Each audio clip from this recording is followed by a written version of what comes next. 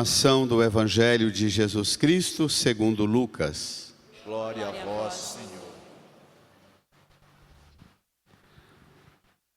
Quando se completaram os dias para a purificação da mãe e do filho, conforme a lei de Moisés, Maria e José levaram Jesus a Jerusalém, a fim de apresentá-lo ao Senhor. Conforme está escrito na lei do Senhor, todo primogênito do sexo masculino deve ser consagrado ao Senhor. Foram também oferecer o sacrifício, um par de rolas ou 2 pombinhos, como está ordenado na lei do Senhor. Em Jerusalém, havia um homem chamado Simeão, o qual era justo e piedoso, e esperava a consolação do povo de Israel. O Espírito Santo estava com ele e lhe havia anunciado que não morreria antes de ver o Messias que vem do Senhor. Movido pelo Espírito, Simeão veio ao templo.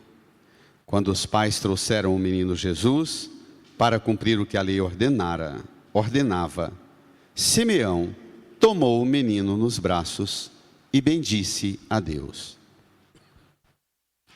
Agora, Senhor, conforme a tua promessa, podes deixar teu servo partir em paz, porque meus olhos viram a tua salvação que preparaste diante de todos os povos, luz para iluminar as nações e glória do teu povo Israel.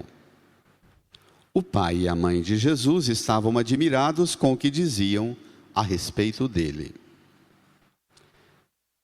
Simeão os abençoou e disse a Maria, a mãe de Jesus: este menino vai ser causa tanto de queda como de reerguimento para muitos em Israel. Ele será um sinal de contradição. Assim, serão revelados os pensamentos de muitos corações. Quanto a ti, uma espada te traspassará a alma. Havia também uma profetisa chamada Ana, filha de Fanuel, da tribo de Aser. Era de idade muito avançada, quando jovem tinha sido casada e vivera 7 anos com o marido. Depois ficara viúva, e agora já estava com 84 anos. Não saía do templo, dia e noite servindo a Deus com jejuns e orações. Ana chegou nesse momento e pôs-se a louvar a Deus e a falar do menino a todos os que esperavam a libertação de Jerusalém. Depois de cumprirem tudo conforme a lei do Senhor, voltaram a Galiléia, para Nazaré, sua cidade. O menino crescia e tornava-se forte, cheio de sabedoria, e a graça de Deus estava com ele. Palavra da salvação. Glória a vós, Senhor.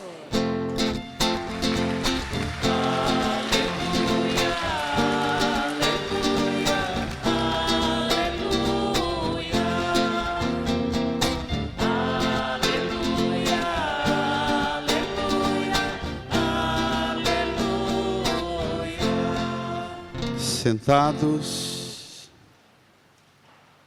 invoquemos o auxílio do Divino Espírito Santo, que hoje nos conduziu até aqui, para que também nós alcancemos a plena compreensão da palavra e participemos de todas as graças que esta palavra anuncia. Rezemos.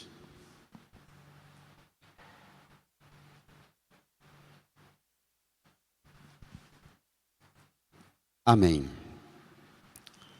Irmãs e irmãos, no Evangelho de Lucas, que conta a infância de Jesus, que a igreja encerra, na verdade, o ciclo das celebrações, em algumas igrejas mais tradicionais, antigas, seria amanhã que desmontaria o presépio, e não lá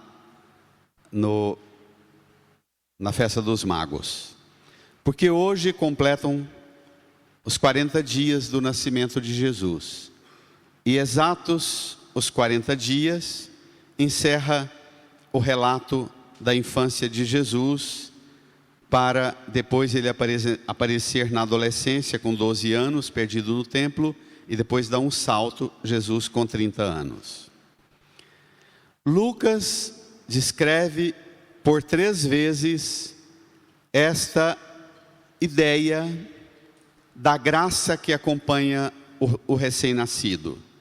Lucas fala a mesma coisa naquela festa que celebramos de Jesus lá na Sagrada Família. Jesus apresentado no templo por José e Maria, e dizia: o menino crescia em sabedoria, estatura e graça. Lembra? Também quando João é apresentado, diz: João crescia, tornava-se forte e cheio da graça e da força de Deus. Hoje, de novo, pela 3ª vez, comecemos pelo Evangelho aí, o último versículo. Versículo 40, lá no finalzinho do Evangelho. 39 e 40 diz assim: depois de cumprirem tudo conforme a lei do Senhor, voltaram à Galileia, para Nazaré, sua cidade. Leamos juntos. O menino crescia e tornava-se forte, cheio de sabedoria, e a graça de Deus estava com ele. O Lucas escreve o seu Evangelho com um interesse enorme para a catequese. Quem lesse esse trecho, terminava esta cena da apresentação da purificação de Jesus e de Maria, lê lá: o menino crescia e tornava-se forte, cheio de sabedoria, e a graça de Deus estava com ele. Perguntaria: o que é preciso fazer para que também os meus meninos, as nossas meninas, das nossas famílias, cresçam, se tornem fortes, cheios de sabedoria, e a graça de Deus esteja com eles? O que fazer? Aí a gente tem que voltar e começar a ler o texto. A pergunta é: que prática religiosa e que modo de viver a fé e que modo de organizar o ambiente de nossas famílias e o ambiente de nossas igrejas, para que as meninas e meninos que frequentam e vivem em nossas famílias e em nossas comunidades tenham e recebam de nós, mais velhos, as condições necessárias para crescer, tornar-se forte, cheios de sabedoria, e a graça de Deus esteja com eles. Vamos ver? As dicas que o evangelista Lucas apresenta. Voltemos agora ao versículo 22. Quando se completaram, no começo do Evangelho, quando se completaram os dias para a purificação da mãe e do filho, conforme a lei de Moisés. Leiam. Maria e José levaram Jesus a Jerusalém, a fim de apresentá-lo ao Senhor. A lei prevê que era a mãe. Mas curiosamente Lucas mostra José e Maria fazendo mais do que a lei pede. Isso é importante. Levítico 12, só a mãe se prevê, mas fazem mais do que aquilo que a lei manda: leva a mãe e o menino. No 8º dia levava o menino, levava a criança, apresentava ao sacerdote, o sacerdote perguntava: que nome escolhestes para vosso filho? E ali diante do altar, no 8º dia, se pronunciava pela primeira vez diante do altar o nome da criança. E o nome tinha a função de ser o programa de vida da pessoa.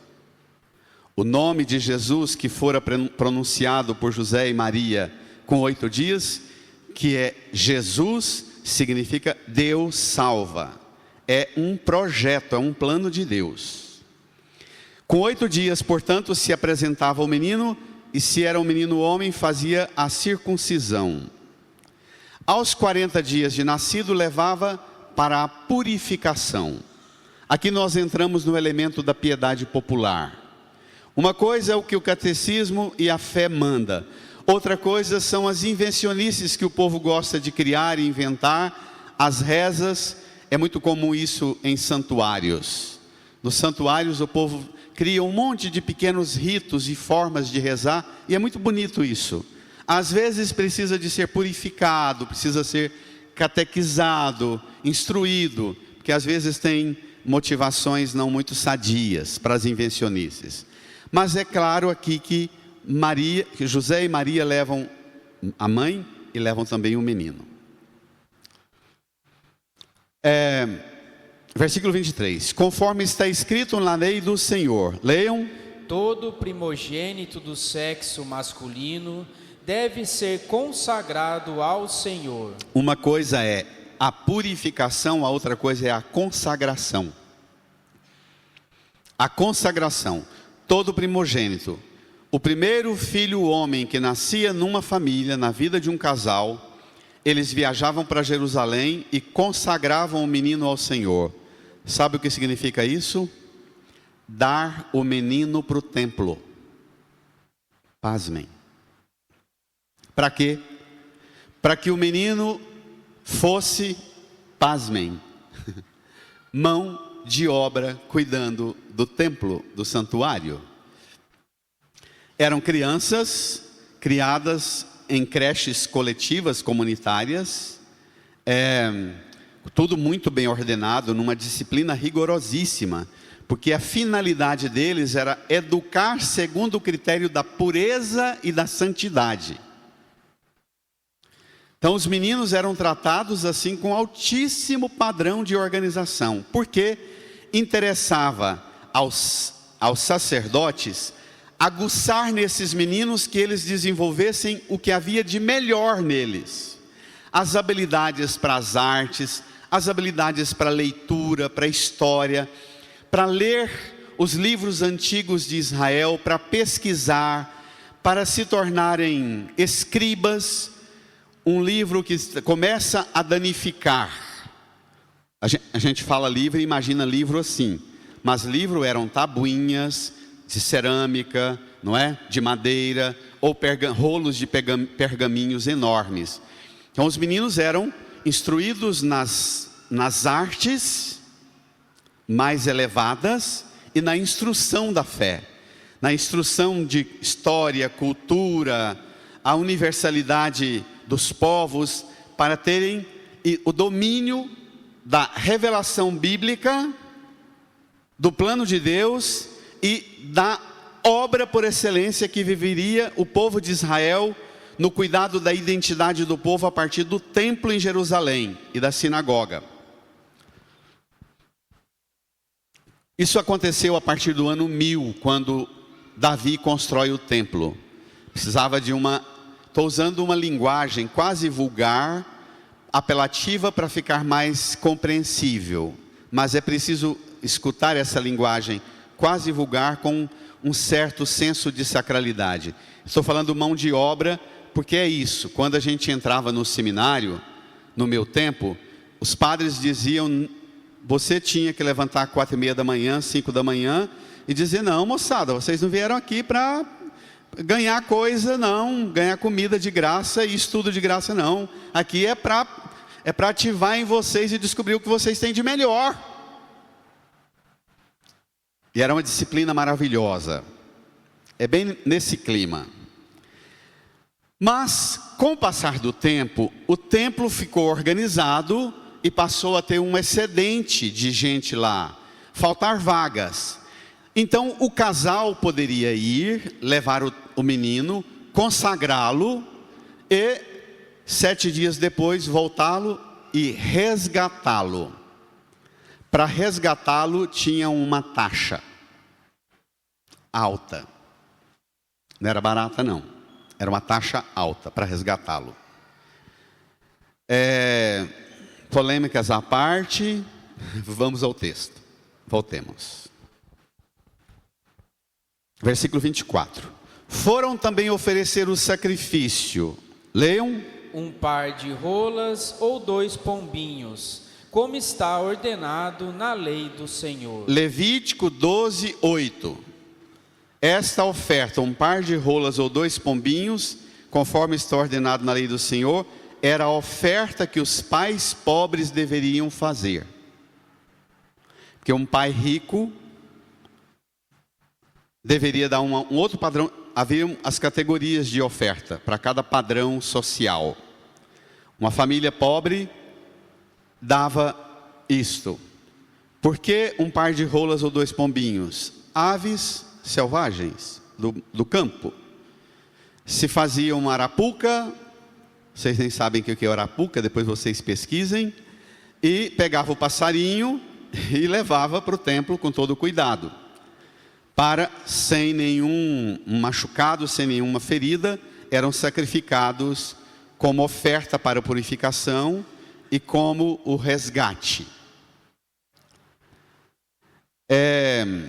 Daqui a gente entende o que está por trás do evangelista Lucas colocar Jesus e José e Maria na categoria das famílias pobres. Por quê? Você vai se surpreender daqui um pouco. Vamos lá? Terminado, portanto, o movimento de José e Maria, lá vem o rito propriamente dito. Versículo 25.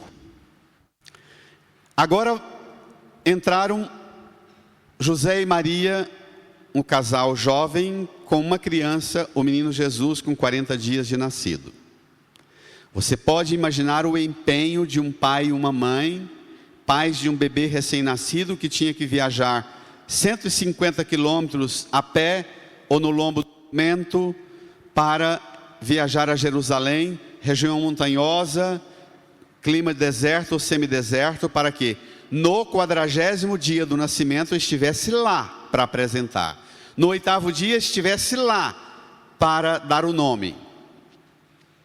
Nós recuperamos, até pela importância da vida e da acolhida, já há muitos anos na igreja, esse rito de apresentação. De vez em quando, os casais ficam grávidos aí, nasce o bebê e eu pergunto, cadê a criança para apresentar? Já passou de 8 dias, de 15 dias, de 20 dias. Quando alguém me avisa que, olha, tem criança para apresentar, eles já sabem a bronca que eu dou imediato. Pergunta primeiro com quantos dias de nascido está essa criança. Porque às vezes vem com uma criança já um bebezão que eu nem dou conta de levantar mais. 8 meses, 1 ano de nascido. Tem mais o que apresentar? Não, todo mundo já conhece. Já devia estar batizado. Está passando da hora de ter sido batizado.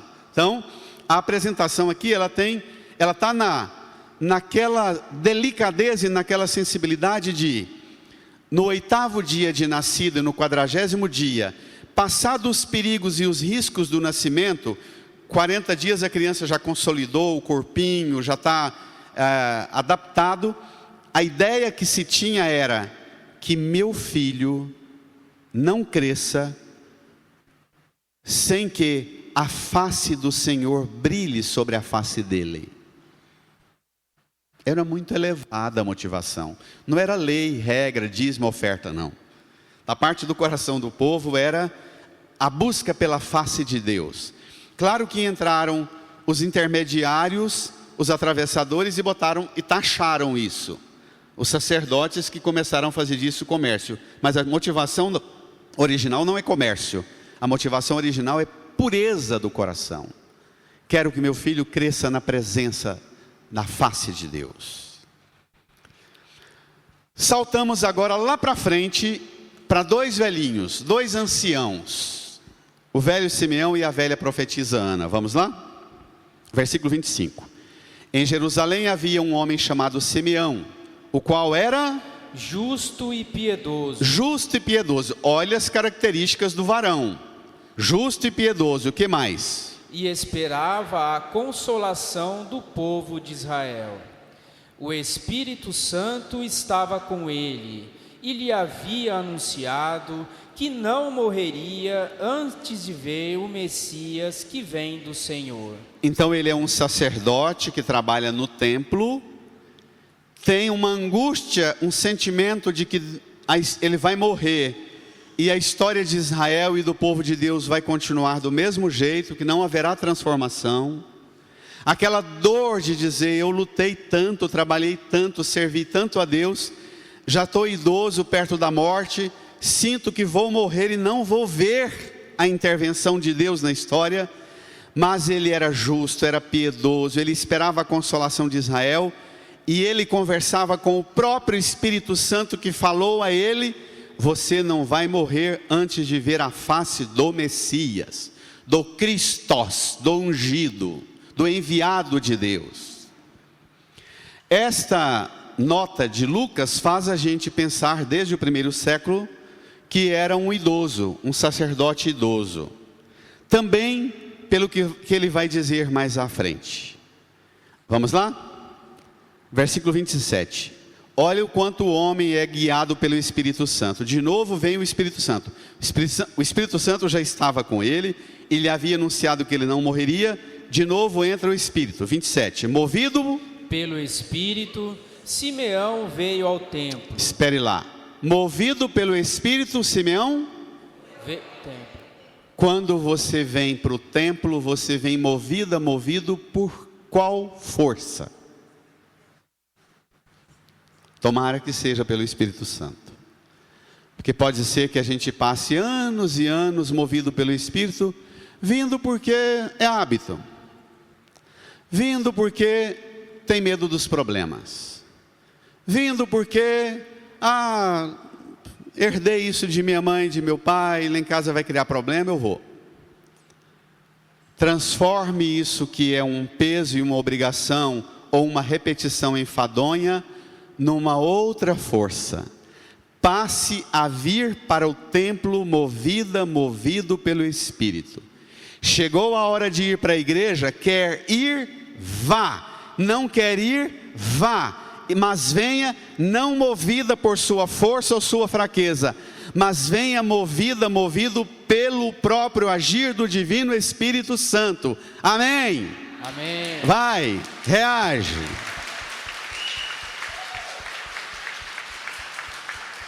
Eduque as razões suas para vir para a igreja. Não deixe que o domingo seja um dia enfadonho, exausto de comida, bebida, convivência na família, que nem energia tem para vir para o templo. Não seja as coisas do mundo tirando a sua energia que não dá conta de ir para o templo. Faça um movimento contrário. Eu vou para o templo movido pelo Espírito, para que todas as outras coisas que eu fizer no domingo e na semana sejam derramadas de graça do Senhor. Amém? Amém. Reage. Vai.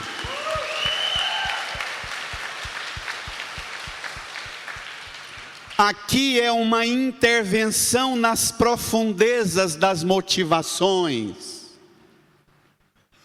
Hoje está em moda essa onda de influência motivacional, né? Mas vamos lá. Movido pelo Espírito, Simeão veio ao templo. Quando os pais trouxeram o menino para cumprir o que a lei ordenava, olha o tanto que repete o que a lei ordenava. Simeão tomou o menino nos braços e bendisse a Deus. Olha esta reza do velho Simeão, um ancião sacerdote, que conhece a história de Israel com toda dor. Ele pega o menino, que é o próprio Deus, nos seus braços, olha para a face desse menino e sente: este é aquele que o Espírito Santo falou, o Christos, o ungido.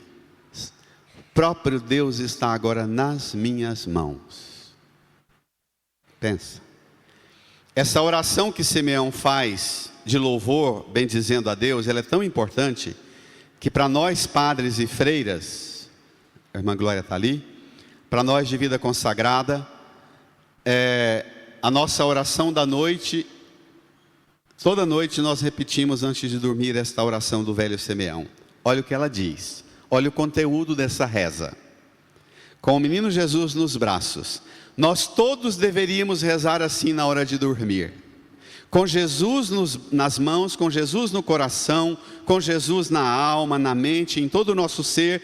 Depois de ter enfrentado um dia de labuta, nós todos deveríamos rezar como o velho Simeão. Versículo 29, bradem, agora, Senhor, conforme a tua promessa, brada a igreja, podes deixar teu servo partir em paz. vai, porque Meus olhos viram a tua salvação, que preparaste diante de todos os povos. brada, Luz para iluminar as nações e glória do teu povo Israel. agora, Senhor, conforme a tua promessa está cumprida. Agora, pode deixar teu servo morrer em paz. Eu posso morrer porque acolho a morte com alegria. Eu sou um idoso que trabalhei e empenhei anos da minha vida neste santuário, neste templo. Rezei e empenhei-me para que a intervenção de Deus acontecesse. Agora eu morro alegre, feliz, porque acaba de contemplar os meus olhos. Meus olhos viram a tua salvação. Cada dia da nossa vida deveria ser um dia para que nossos olhos vejam a salvação. Não só para você, não só para a sua família, não só para o seu povo, para a sua pátria. Esse patriotismo nacionalista perigoso que está hoje. Não só isso, mas salvação que preparastes, versículo 31, diante de todos os povos. Luz para iluminar todas as nações, quem crê e quem não crê, pagão e crente, todos. Brada, igreja, reage.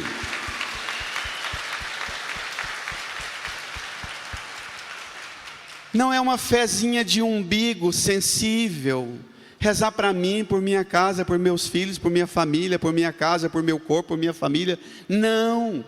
A idade vai chegando e vá universalizando a visão, vá ampliando o território que alcança seu olhar na fé. Estes olhos vão perdendo o vigor da visão, porque o esplendor da visão da fé vai alcançando o universo, o eterno.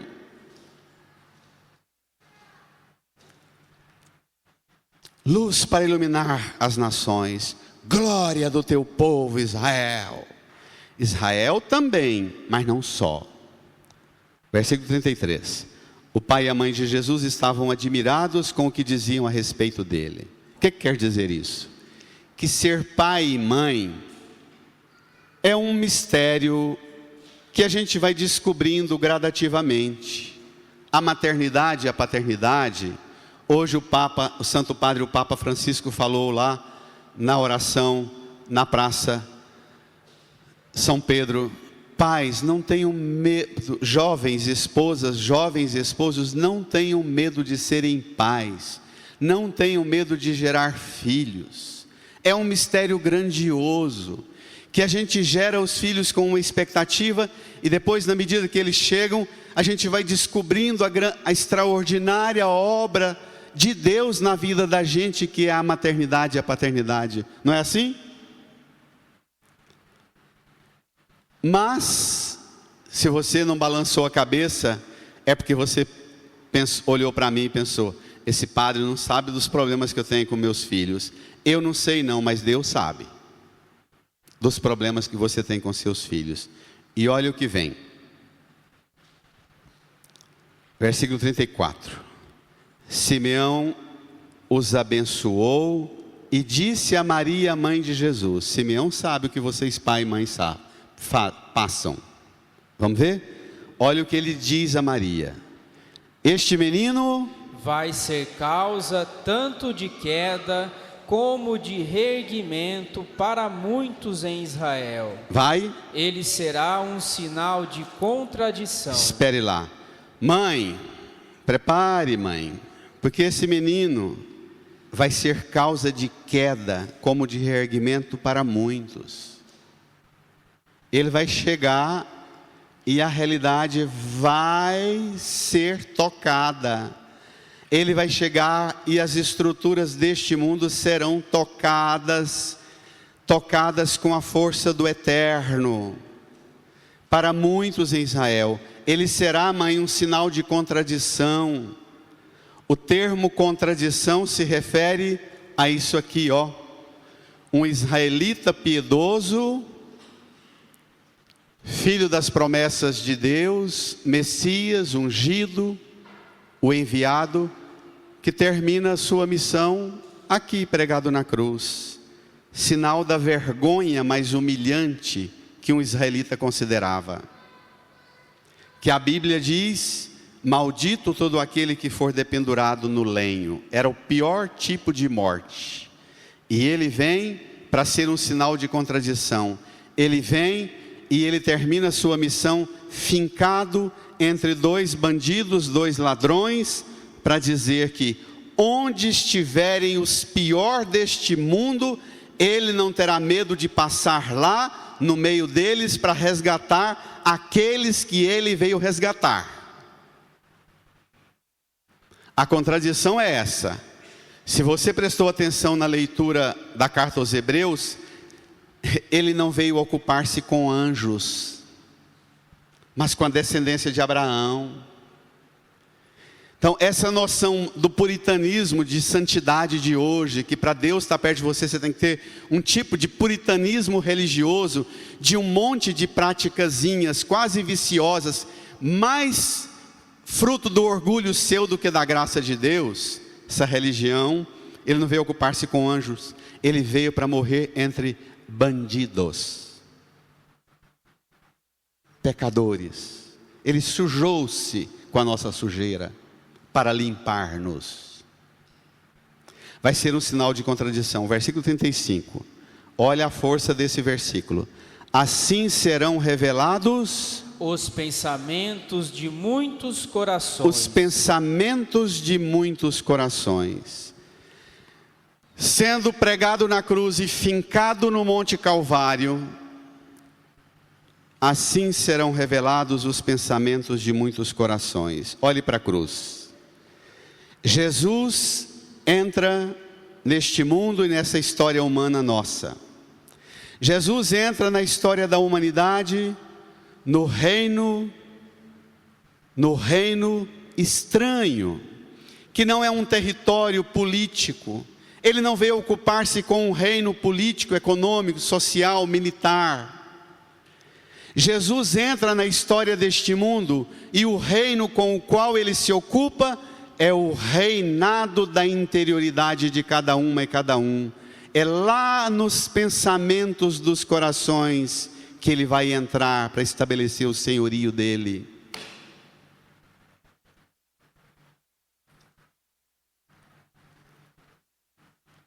Ele entra para revelar os pensamentos de muitos corações. O que quer dizer isso? Que o coração é a sede dos afetos e das paixões. E às vezes por afetos desordenados e por paixões mal ordenadas, a gente faz muita coisa ruim com a gente e com os outros, não faz? Então Jesus é aquele que vai visitar os nossos afetos, vai limpar e purificar os nossos afetos, nossas paixões, vai purificar-nos das desordens emocionais, afetivas, apaixonadas, para dar-nos um coração puro, limpo, tomado de uma realidade nova, que não é essa dos reinos e das glórias deste mundo, que ele agora entra no coração de Maria com a última frase do velho Simeão. Vamos lá? Olhando para Maria, termina o versículo 35 dizendo assim: quanto a ti, uma espada te traspassará a alma. Uma espada te traspassará a alma.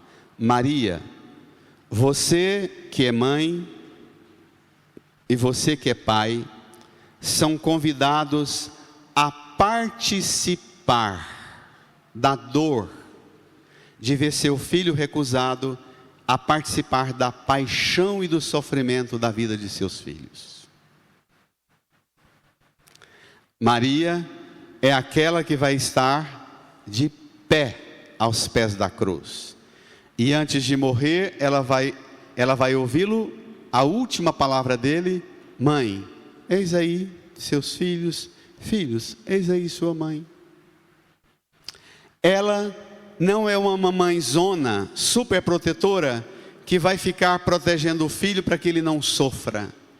Ela vai ter noção de qual é a missão dela de ser mãe, vai ter noção de qual é a missão dele, a obra do filho, e ela vai dar conta de ser presença junto ao filho, mas ela não vai impedir que o filho cumpra a missão, porque passa por tão grande humilhação e horror. Ela, a espada que atravessará o lado dele, a lança, vai ferir também o coração dela, porque todo pai e toda mãe, de verdade, o sofrimento do filho é sofrimento do pai e da mãe também, não é?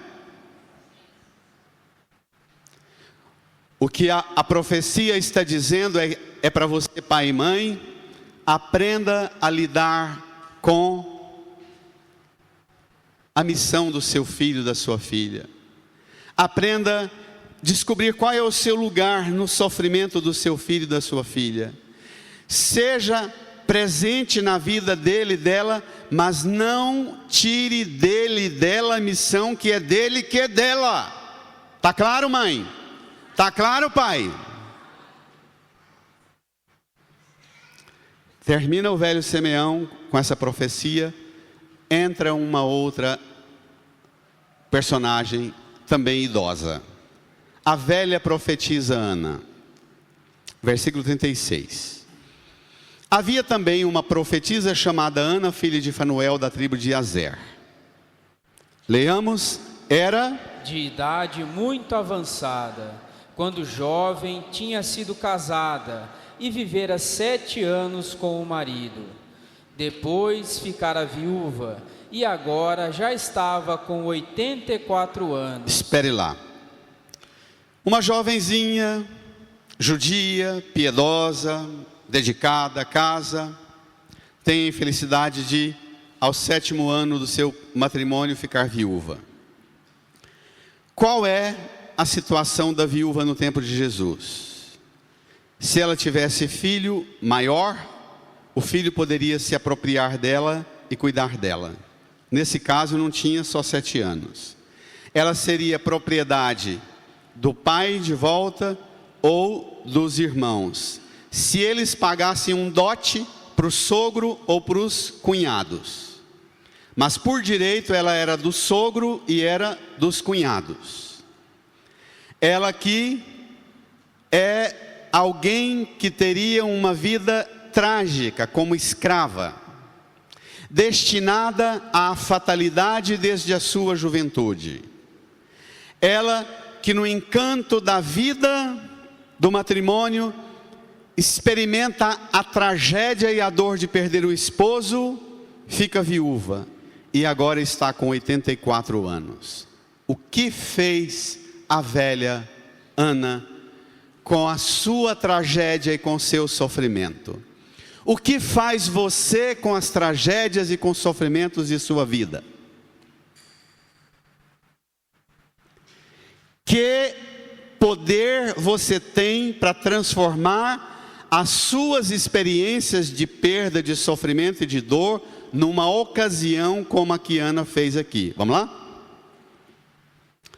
Agora já estava com 84 anos, não saía do templo, dia e noite, servindo a Deus com jejuns e orações. A viúva rompe com a tragédia e com o fatalismo determinista de que é assim mesmo a vida da viúva.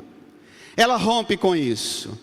Ela vê no sofrimento dela, viúva, ela percebe que ela sem o marido era tão doloroso quanto o povo de Israel sem Deus. Se você quer entender isso, leia o livro do profeta Oséias. O melhor livro para um casal que vive o conflito da fidelidade e da infidelidade é o livro do profeta Oséias, que trabalha a relação do esposo e da esposa e de Deus com a humanidade como um esposo e a humanidade é a esposa. Ela rompe com tudo que era um determinismo fatalista. Ela diz: eu não vou ser uma vítima. Está ruim para mim, mas não está ruim só para mim. Está ruim para todo o povo de Israel. Se eu estou vivendo isso, o meu povo também está. Eu vou enfrentar a tragédia da minha perda com jejum e oração. Eu vou servir a Deus. Naquele filme maravilhoso que eu indiquei para vocês, Maria, esta cena da velha Ana é maravilhosa. E o filme até diz e relata que Nossa Senhora fez parte dessas confrarias da velha profetisa Ana. É muito bonito o filme. Poesia, não é? Mas é muito bonito. Agora, Ana, com 84 anos, não é uma velhinha resmunguenta, lamentando, vítima, uma pessoa marcada pela tragédia. E não se ofendam porque eu estou chamando de velhinha. Porque nós que estamos já na categoria 200, dos 50 para frente, dos 60, dos 70 e dos 80, nós temos medo da palavra idoso, idosa, velho, velha. Precisamos perder, porque ficar velho, ficar velha não é um peso, não é um castigo, não é uma doença, é uma graça. É só quem viveu bem a juventude e cuidou bem da saúde ao longo da vida que tem a graça de chegar aos 84 anos. Amém? Amém. É preciso acolher isso como dom e perder o medo de falar disso, como se fosse uma ofensa me chamar de velho Antônio aos 60 e tantos. Deixe dessa bobeira. Quanto mais maquiagem, pior fica. Tenha dó. O que a velha faz? Vamos ver? Versículo 38. Leamos. Ana chegou nesse momento e pôs-se a louvar a Deus e a falar do menino a todos os que esperavam a libertação de Jerusalém. Na literatura e na arte, a velha profetisa Ana é sempre representada como uma idosa que entra no templo com pandeiros dançando, bailando e cantando os salmos da esperança davídica. Maravilhoso. É uma velha que é uma guardiã da alegria e da festa do templo. Sabe por quê? Porque no tempo de Jesus existia a guarda do templo. Era uma polícia rigorosa, a guarda do templo. O manual da guarda do templo era um manual rigoroso. Todos os dias, antes do sol se pôr, antes de escurecer, a guarda do templo fazia uma varredura no templo, em todos os compartimentos do templo, tirava todo mundo que estava lá dentro, e o primeiro que eles tiravam era absolutamente proibido uma mulher permanecer no templo durante a noite. Porque se ela tivesse, por exemplo, uma menstruação e corresse o sangue e pingasse no templo, era uma profanação perigosíssima. A velha Ana rompeu com todos os padrões de imposições. A velha Ana criou uma corrente nova de consagradas ao templo e à esperança de Deus. A velha Ana fez do templo seu lugar, com a autoridade do servir a Deus com jejum e oração, que nenhuma força do machismo e da violência masculina deu conta de arrancá-la do templo. Ela já está lá há 60, quiçá há 70 anos no templo, e ninguém deu conta de arrancá-la, e foi a oração e o jejum dela que fez e antecipou e proclamou a notícia da libertação de Jerusalém. Uma salva de palmas para a viúva. Vai, igreja. Reage, igreja.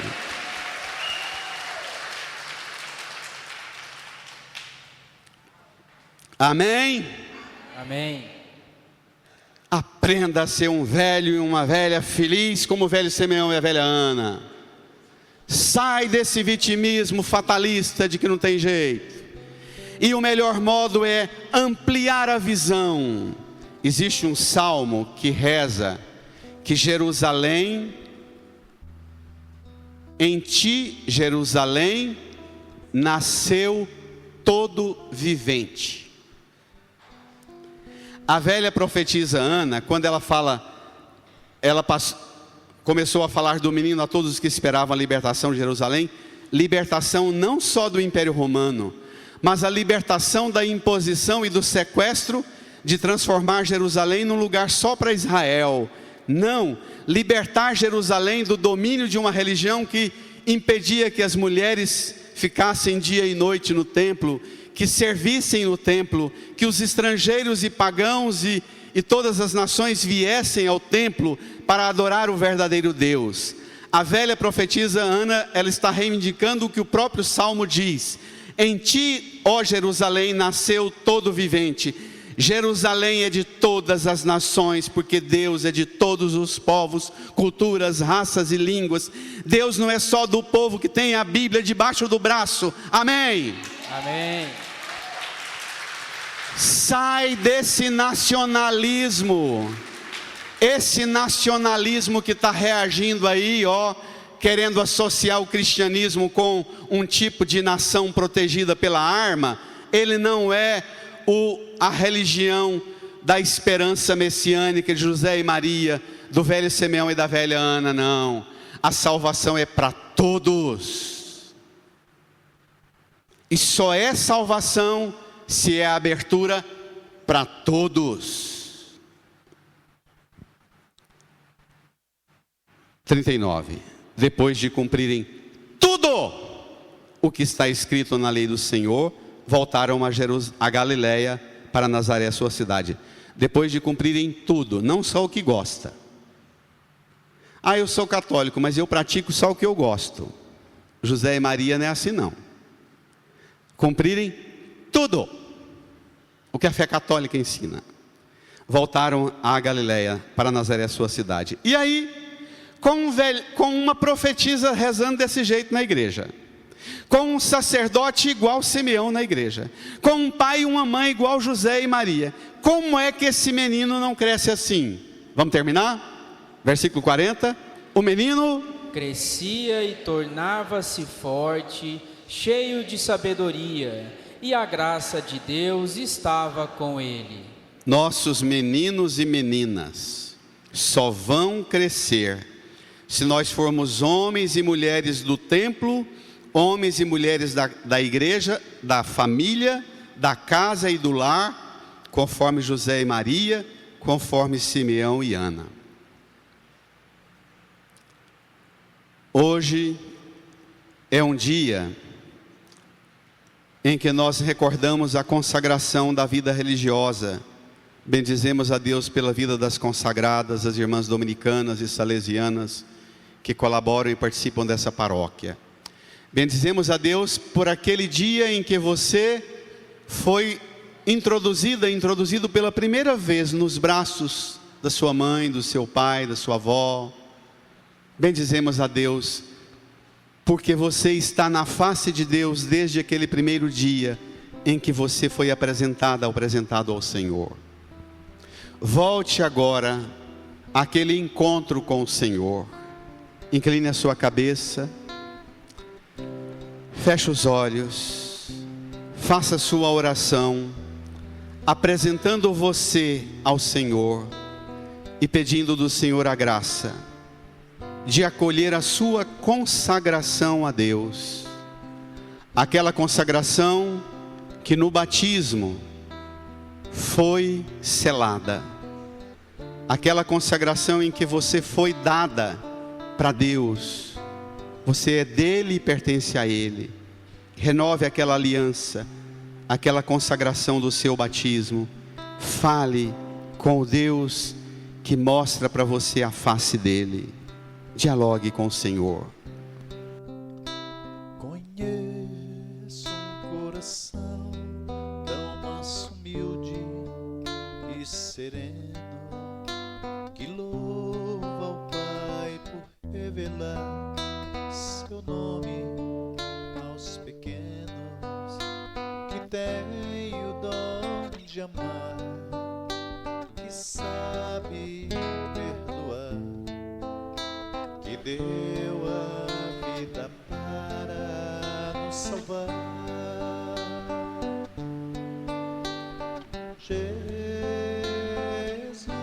Jesus, manda teu Espírito para transformar teu coração.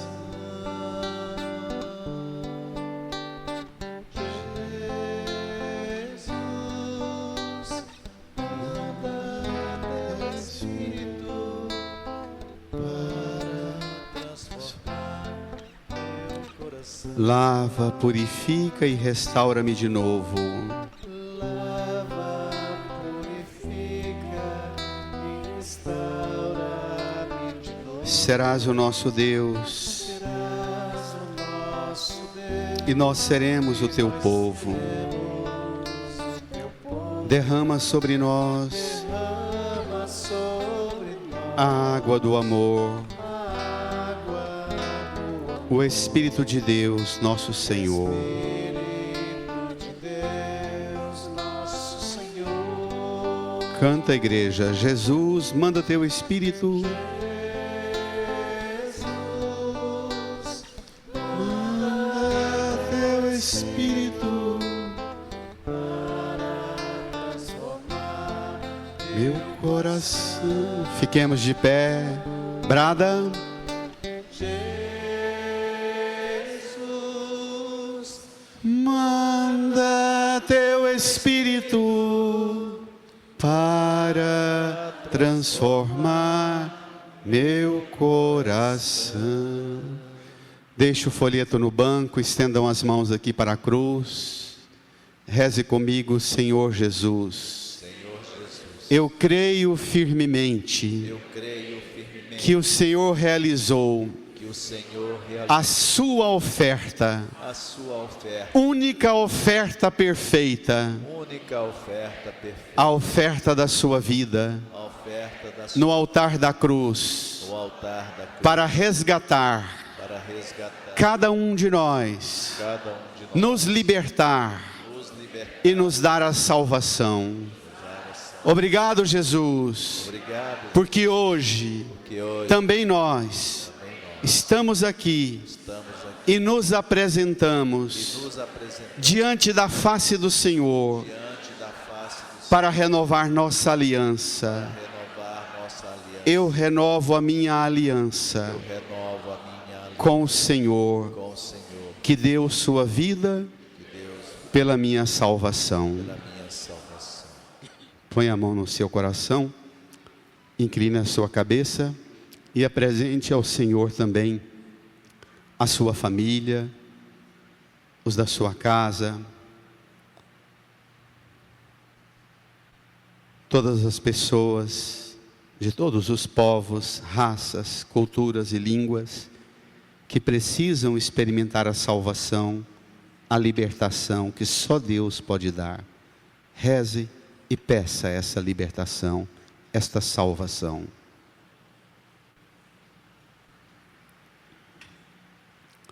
Amém.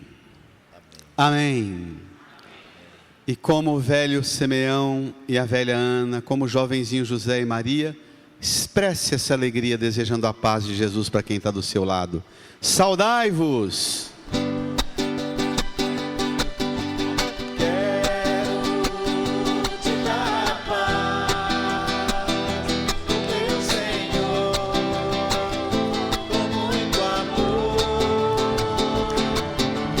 Quero